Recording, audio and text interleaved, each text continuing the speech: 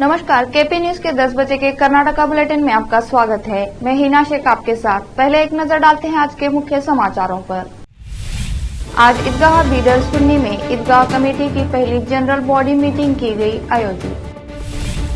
कर्नाटक उच्च न्यायालय ने 5वीं और 8वीं कक्षा की बोर्ड परीक्षाएं आयोजित करने के राज्य सरकार के फैसले को किया रद्द। कांग्रेस की वरिष्ठ नेता और पूर्व मंत्री एब मंजू जनता दल में हुई शामिल।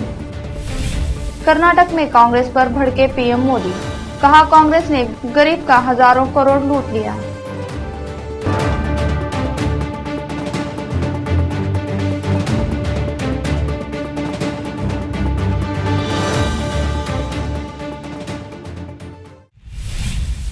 अब देखते हैं समाचार विस्तार से।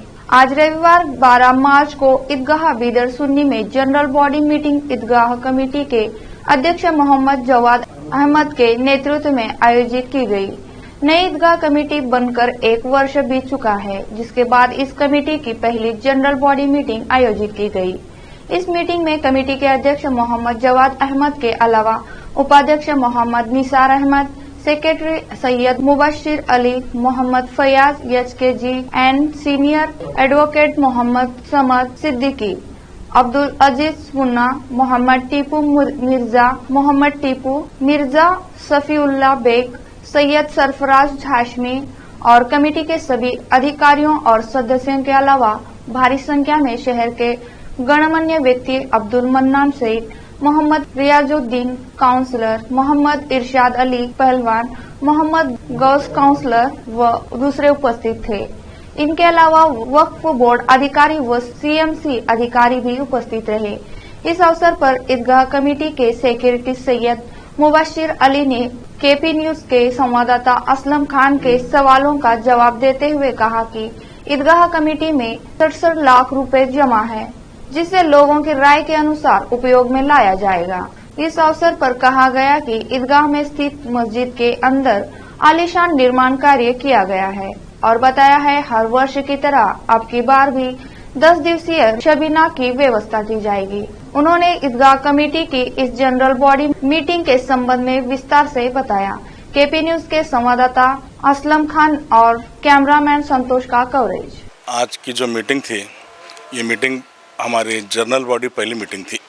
हम 2022 31 मार्च को चार्ज लिए थे। उसके बाद से ईदेन आ गए। फिर हम लोग भी चाह रहे थे कि कुछ तरक्याती काम करके आप लोगों के सामने पेश हों। तो अल्हम्दुलिल्लाह तकरीबन काम हुए हैं। मस्जिद का रिनोवेशन जो बहुत अच्छे पैमाने पे हुआ है, अल्हम्दुलिल्लाह रब्बिल आलमीन। अब अल्लाह की ज़ात से उम्मीद है आने वाले वक्त में भी हम इसी तरह से अपने कौम की खिदमत को करते हुए हर काम को पाए तकमील तक पहुँचाएँ।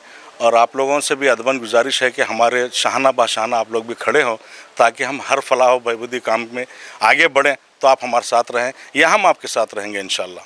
बजट वो कितना है ईदगाह कमेटी का? अब बजट जो है ना 66 लाख रुपये अभी हमारे पास अलग बाकी है। 66 लाख। ईदगाह के जो शॉप्स है उसका एक मसला है कि कई लोग जो है सिर्फ रेंट ले रहे और दूसरों को रेंट पे नाम पे मलगी लेके, और जिसके पास रिकमेंड है उसको ही जो है शॉप दिए जा रही है। इसके बारे में ईदगाह कमेटी क्या है? आपका ये सवाल बेहतर है। अगर आप ये देखना चाहते हैं कि रिकमेंड के ऊपर हमने कम मस्जिद मलगी दी है, सरासर गलत है। लास्ट टाइम पे आप लोगों ने भी देखा है, यहाँ पे जब खरानंदाजी की गई थी 216 एप्लीकेशन आए थे। इसी मैदान के अंदर सबके नाम डालकर खरानंदाजी सबके सामने की गई। इसलिए ये बेबुनियाद बात है कि हम लोग किसी के रिकमेंड पे दिए, ये सरासर गलत बात है। ईदगाह कमेटी की और कोई डिमांड है एमएलए से? मतलब ईदगाह कमेटी डिमांड तो खबरस्तान के लिए दिया गया है, मुसलमानों के लिए, जनरल खबरस्तान के लिए उनको लेटर दिया, उनकी ओसी कॉपी भी है। अगर चाहिए तो हम लोग आपको दे देते हैं ओसी कॉपी। अगर वक्त, हाँ, सीओ साहब को भी एक दिए हैं। अब अगर उन्होंने अपने लेवल पे अगर कुछ करके दे सकते हैं खबरस्तान के लिए तो उनका शुक्रिया। वरना अभी जैसे मशवरे आए हैं, सब मिलके अगर करेंगे तो हम भी कोशिश करेंगे कि हमारे लेवल के ऊपर हम तमाम लोगों से 1400 लोगों से बात करें या तमाम बीदर के मुसलमानों से बात करें। जो मुस्लिम जनरल खबरस्तान के लिए कोशिश की जा रही है, काफ़ी टाइम से पेंडिंग है और इंशाल्लाह हमारे परेड में इसको पाया तकमील तक पहुंचाने की हर मुमकिन कोशिश करेंगे, क्योंकि हमारे के बाद अभी तक रिप्लाई नहीं आया हम तक। नहीं, अभी तक कोई रिप्लाई नहीं आया। उन्होंने जगह बताओ बोल के बोले, फिर उन्होंने बोले मैं जो है आपके तहसील ऑफिस में पूरे RI वगैरह से बैठ के बात करता हूँ, उसके बाद आपको इत्तला देता हूँ। शायद वो बिजी है इसलिए उन्होंने बैठे नहीं होंगे। अगर बैठ के अगर उन्हें जवाब देते हैं तो हम उसको फॉलो करेंगे। अभी रमज़ान भी आ रहा है, तो रमज़ान के लिए ईदगाह कमेटी में क्या इंतजाम किए जा रहे हैं? जैसे मस्जिद है, तरावी का इंतजाम होता है जी। ईद की नमाज का, उसके लिए अब हमारे 10 दिन की शबीना होती है, लास्ट टाइम भी 10 दिन की हुई थी। इंशाल्लाह इस बार तब भी 10 दिन की शबीना रखेंगे। टाइमिंग हम आपको अनाउंस कर देंगे, टाइम क्या रहेगा नमाज के, ईशा की नमाज और तरावी का, और कोशिश करेंगे कि बेहतरीन से बेहतरीन खिदमत हम कर सकें, क्योंकि ये इंतजामात के लिए लास्ट टाइम पे भी अल्हम्दुलिल्लाह अच्छा इंतज़ाम था, और इस बार कोशिश करेंगे उससे जो बेहतर हो सकता है हम करेंगे, अपने कौम के लिए, अपने बीदर के लिए और तमाम मुसल्लाने के लिए।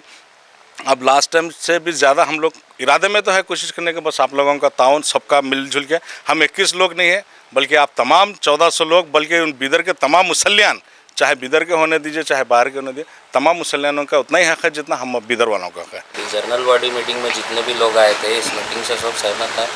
अल्हम्दुलिल्लाह हमारे हिसाब से तो सब सहमत है। जिनके मशवरे हैं उनके ज़रूर मशवरों के ऊपर अमल करेंगे, उसके बाद वो लोग जवाब देंगे कि वो लोग सहमत है या नहीं है, लेकिन हमारे नज़र में तो सब सहमत होकर गए। अल्हम्दुलिल्लाह सब अच्छे खुशी खुशी हुआ काम, बहुत ही अच्छे तरीके से काम अंजाम दिया गया अल्हम्दुलिल्लाह रब्बिल आलमीन। मेरा नाम सैयद मुबश्शिर अली, मैं सेक्रेटरी हूँ ईदगाह कमेटी बीदर सुन्नी का और खादिम भी हूँ इस कमेटी का। जज़ाकल्लाह खैर। कर्नाटक राज्य के पशुपालन मंत्री एवं यादगिरी जिले के प्रभारी मंत्री प्रभु भी चौहान की उपस्थिति में केंद्र और राज्य सरकारों के विकास कार्यों की सराहना करते हुए औरादी मंडल कांग्रेस पार्टी के सोशल मीडिया समन्वयक एवं युवा नेता बालाजी कासले ने अपने मित्रों सहित कांग्रेस पार्टी छोड़कर बीजेपी में शामिल हो गए। औरा तालुका के कंबा गांव के युवा नेता योगेश सुरनर, हनुमंत सुरनर के नेतृत्व में लक्ष्मण पवार, अंकुश पवार, सुधाकर बोने, हनुमंत पवार, श्याम बोने, आत्माराम साबरे, आकाश पवार, शशिराव पवार, मानाजी कबाड़ी, महादेव पवार, वेंकट कासले, बापूराव पवार, वसंत कासले, सचिन पवार, रमेश पवार, धनाजी जाधव, रवि जाधव, विकास यादव, रामन्ना कासले, शेषराव पवार, श्रीकांत पवार, साईराज अजय, काशीनाथ, किरण राठौड़, संतोष पंद्रे, गणेश सुरनर, संतोष रतीश, रमेश जाधव आधिकारिक तौर पर भाजपा पार्टी में शामिल हो गए। इस अवसर पर पार्टी के नेता गण व कार्यकर्ता व दूसरे उपस्थित थे। इस अवसर पर मंत्री प्रभु चौहान ने सभी को पार्टी का झंडा सौंपा। एकम्बा गांव से KP न्यूज के संवाददाता हिना शेख की रिपोर्ट। कर्नाटक उच्च न्यायालय ने एक महत्वपूर्ण फैसले में 5वीं और 8वीं कक्षा की बोर्ड परीक्षाएं आयोजित करने के राज्य सरकार के फैसले को रद्द कर दिया है। शिक्षा मंत्रालय ने 12 दिसंबर 2022, 13 दिसंबर 2022 और 4 जनवरी 2023 को परिपत्र जारी कर इसी शैक्षणिक वर्ष से कक्षा 5 और कक्षा 8 के लिए बोर्ड स्तरीय परीक्षाएं आयोजित करने एवं समान मूल्यांकन प्रक्रिया शुरू करने का निर्देश दिया था। हालांकि सरकार के इस फैसले को कड़े प्रतिरोध का सामना करना पड़ा। छात्रों के माता पिता ने इन कक्षाओं के लिए बोर्ड परीक्षा की आवश्यकता पर सवाल उठाया है था। आरोप लगाया कि शिक्षा विभाग ट्यूशन माफिया को बढ़ावा दे रहा है। इस संबंध में कई स्कूल संगठनों और प्रबंधन ने अदालत में याचिका दायर की थी। कांग्रेस के वरिष्ठ नेता और पूर्व मंत्री ए मंजू, जिन्होंने विधानसभा में अरकलगुड़ निर्वाचन क्षेत्र हासन जिला का प्रतिनिधित्व किया, शनिवार को जनता दल यस में शामिल हो गए। इस घटनाक्रम ने अरकलागुड़ में जनता दल यस उम्मीदवार के असमंजस की अफवाहों को दूर कर दिया है, क्योंकि मौजूदा विधायक AT रामस्वामी पार्टी से दूर जा रहे हैं। सूत्रों ने पुष्टि की कि ये मंजू अरकलागुड़ से आगामी विधानसभा चुनाव लड़ेंगी। मूल रूप से कांग्रेसी रही मंजू कुछ समय के लिए भाजपा में चली गई और फिर से कांग्रेस में शामिल हो गई और अब वो party Janata Dal yes supremo SD Deve Gowda की मौजूदगी में जनता दल यस में शामिल हुई। अब लेते हैं छोटा सा ब्रेक। हिंदुस्तान के हर कोने में हम हैं मौजूद। 24 घंटे हालात पर गहरी नजर, खबरों से जुड़े चुपते सवालात और आपको दिखाता है धार्मिक, सामाजिक, राजनीतिक, लोकल और इंटरनेशनल न्यूज की सबसे बेहतर कवरेज जो आपको रखती है हर पल बाखबर। देश और दुनिया भर की खबर के लिए देखते रहें केपी न्यूज 24/7। 45283920 8482221297। ब्रेक के बाद आपका स्वागत है। कर्नाटक में एक तरफ प्रधानमंत्री मोदी ने 118 किलोमीटर लंबी बेंगलुरु मैसूरू एक्सप्रेस वे परियोजना का उद्घाटन किया, तो वहीं इस दौरान उन्होंने कांग्रेस पर जमकर करारा हमला बोला। मोदी ने कहा कि कांग्रेस मोदी की कब्र खोदने में व्यस्त है, जबकि हमारी सरकार लोगों का जीवन आसान बनाने में व्यस्त है। प्रधानमंत्री नरेंद्र मोदी रविवार को कर्नाटक के हुबली धारवाड़ में कई विकास परियोजनाओं का लोकार्पण और शिलान्यास किया। इसके बाद उन्होंने एक जनसभा को संबोधित किया, जहां पर कांग्रेस पर जमकर निशाना साधा। इसी बीच प्रधानमंत्री मोदी ने राहुल गांधी पर तीखा हमला बोला। उन्होंने कहा कि लंदन में भारतीय लोकतंत्र पर सवाल उठाना दुर्भाग्यपूर्ण है। उन्होंने कहा कि भारत केवल सबसे बड़ा लोकतंत्र नहीं बल्कि लोकतंत्र की जननी है। यह मेरा सौभाग्य रहा कि कुछ वर्ष पहले मुझे लंदन में भगवान बसवेश्वर की प्रतिमा के लोकार्पण का अवसर मिला, लेकिन ये दुर्भाग्यपूर्ण है कि लंदन में ही भारत के लोकतंत्र पर सवाल उठाने का काम किया गया। प्रधानमंत्री मोदी ने कहा कि भारत के लोकतंत्र की जड़ें हमारे सदियों के इतिहास से सिंची गई है। दुनिया की कोई ताकत भारत की लोकतांत्रिक परंपराओं को नुकसान नहीं पहुंचा सकती। प्रधानमंत्री मोदी ने पूर्ण विकसित होस्पेट रेलवे स्टेशन राष्ट्र को समर्पित किया। इस कार्यक्रम में मुख्यमंत्री बसवराज बोम्मई, केंद्रीय मंत्री प्रहलाद जोशी समेत कई नेतागण मौजूद रहे। प्रयासों के बीच कांग्रेस और उनके साथी क्या कर रहे हैं? कांग्रेस के तो एक काम लिया है सर पे। कांग्रेस मोदी की कब्र खोदने का सपना देख रही है। कांग्रेस मोदी की कब्र खोदने में बिजी है और मोदी। प्रधानमंत्री नरेंद्र मोदी ने रविवार को कर्नाटक का दौरा किया और राज्य में 16,000 करोड़ रुपए की परियोजनाओं का शिलान्यास किया, जिसमें महत्वाकांक्षी बेंगलुरु मैसूरू एक्सप्रेस वे का उद्घाटन भी शामिल है। प्रधानमंत्री नरेंद्र मोदी ने रविवार को मांड्या और हुबली धारवाड़ में कई कार्यक्रमों में भाग लेने के लिए कर्नाटक का दौरा किया। वह अपनी यात्रा के दौरान लगभग 16,000 करोड़ रुपए की परियोजनाओं का शिलान्यास करेंगे, जिसमें 8,480 करोड़ रुपए की लागत से बने महत्वाकांक्षी 10 लेन बेंगलुरु मैसूरू एक्सप्रेसवे का उद्घाटन एक प्रमुख आकर्षण बना हुआ है। कुल मिलाकर पीएम लगभग 4,130 करोड़ रुपए की लागत से बनने वाले 4 लेन मैसूरू कुशलनगर राजमार्ग की आधारशिला भी रखेंगे।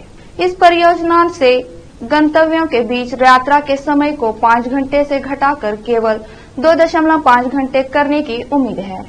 आज राज्य में पीएम की यात्रा के लिए कई आयोजनाओं में आईआईटी धारवाड़ का उद्घाटन भी करेंगे, जिसे 850 करोड़ से अधिक की लागत से बनाया गया था। अब लेते हैं छोटा सा ब्रेक। हिंदुस्तान के हर कोने में हम हैं मौजूद। 24 घंटे हालात पर गहरी नजर,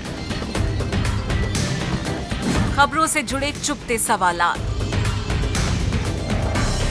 और आपको दिखाता है धार्मिक, सामाजिक, राजनीतिक, लोकल और इंटरनेशनल न्यूज की सबसे बेहतर कवरेज जो आपको रखती है हर पल बाखबर। देश और दुनिया भर की खबर के लिए देखते रहें केपी न्यूज 24/7। 883920 8482221297। ब्रेक के बाद आपका स्वागत है। रविवार को हुनसुरु तालुके में एक महिला ग्राम लेखाकार की संदिग्ध मौत के बाद बिलिकेरे पुलिस ने दहेज उत्पीड़न का मामला दर्ज किया है। शनिवार को बिलिकेरे में एसबीआई बैंक के पीछे ರಂಗಯ್ಯ नाकोपोलू ग्राम पंचायत बिलकेरे हुबली हुनसुरु तालुका मैसूर जिले में के रेखाकार का शव उसके किराए के घर में एक खिड़की से लटका हुआ पाया गया। मृतका की पहचान बेलगावी जिले के आथानी के उनाउदा गांव में मूल निवासी तुकाराम पड़के की 25 वर्षीय पुत्री कृष्णा भाई के रूप में हुई है। बुजुर्ग कन्नड़ दंपति कन्नड़ में खाते की शेष राशि की व्याख्या करने का अनुरोध कर रहे हैं, लेकिन बैंकर अहंकार पूर्वक कन्नड़ में सेवा करने से मना कर रहा है और बुजुर्गों को हिंदी में बात करने के लिए परेशान कर रहा है। मैं मदद और पूछताछ करने वाले बहादुर कन्नडिगा के साथ खड़ा हूँ। ಹೇಳಿ ಮೇಡಮ್, ನೀವು ಯಾಕೆ ಗೊತ್ತಿಲ್ಲ ಕನ್ನಡ? ಯಾಕೆ ಗೊತ್ತಿಲ್ಲ ಕನ್ನಡ? ಯಾಕೆ ಗೊತ್ತಿಲ್ಲ? ಯಾಕೆ ಇಲ್ಲಿ ಬಂದಿದ್ರೆ ಕೆಲಸಕ್ಕೆ ಅಂದ್ಮೇಲೆ ಕನ್ನಡ ಕಲಿಬೇಕು. ಯಾಕೆ ಕನ್ನಡ ಕಲಿಯಲ್ಲ ನೀವು? ಯಾಕೆ ಕಲಿಯಲ್ಲ? ಯಾಕೆ ಕನ್ನಡ? ಅವ್ರೇನು ಎಜುಕೇಟೆಡ್? ಎಜುಕೇಟೆಡ್ ಇವ್ರು ಎಜುಕೇಟೆಡಾ? ಇವ್ರು ಕೇಳ್ತಾವ್ರೆ ತಾನೆ, ಕೇಳ್ಬೇಕು. ಗೊತ್ತೇ ಇಲ್ಲ ಅಂತ ಏನು ಅವಾಜ್ ಆಗ್ತೀರಾ? ಹೇಳಿ ಅವ್ರಿಗೆ ಕನ್ನಡದಲ್ಲಿ ಆನ್ಸರ್ ಮಾಡಿ. ಅವರು ನೀವ್ ಹೇಳ್ಬೇಡಿ ಇರಿ ಸ್ವಾಮಿ, ನೀವ್ ಹೇಳ್ಬೇಡಿ ಇರಿ ಸ್ವಾಮಿ. ಬೇಡ ಬಿಡಿ ಸ್ವಾಮಿ, ಗೊತ್ತಿಲ್ಲ ಅಂದ್ರೆ ಸಾರಿ ಕೇಳ್ಬೇಕು. ಅವರು ಸಾರಿ ಕೇಳ್ಬೇಕು. ಯಾಕೆ ಕೇಳಲ್ಲ? ಡಿಫ್ರೆಂಟ್ ಸ್ಟೇಟ್ ಅಂತ ನಾವೇನ್ ಮಾಡಲ್ಲ. ನಮ್ಮವರೇ ಮಾಡ್ತಾರೆ ಕೆಲಸನ, ಕನ್ನಡ ಗೊತ್ತಿರೋರು ಅಮೌಂಟ್ ಯಾಕೆ ಮಾಡಲ್ಲ ಅವರು ಕೆಲಸ? ಅದು ಕನ್ನಡದಲ್ಲಿ ಹೇಳುವ ಅಂದ್ರೆ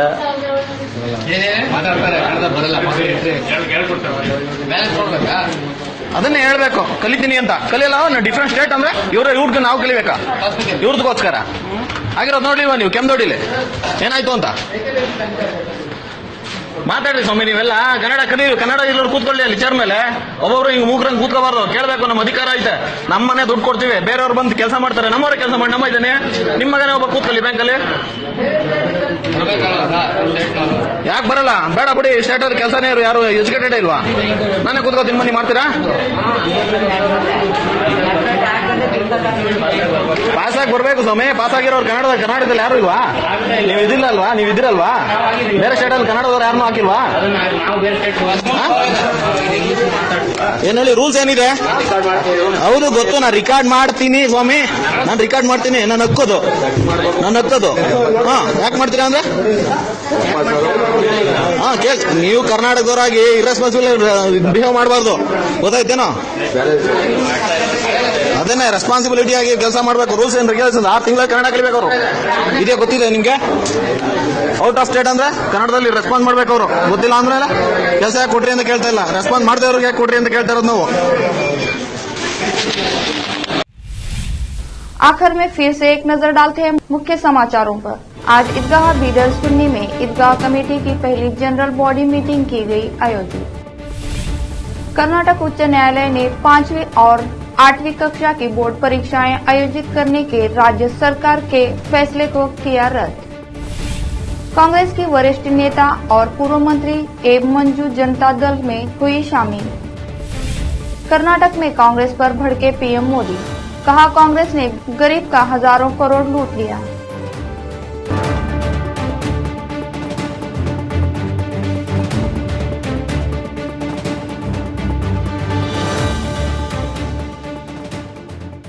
केपी न्यूज में इतना ही।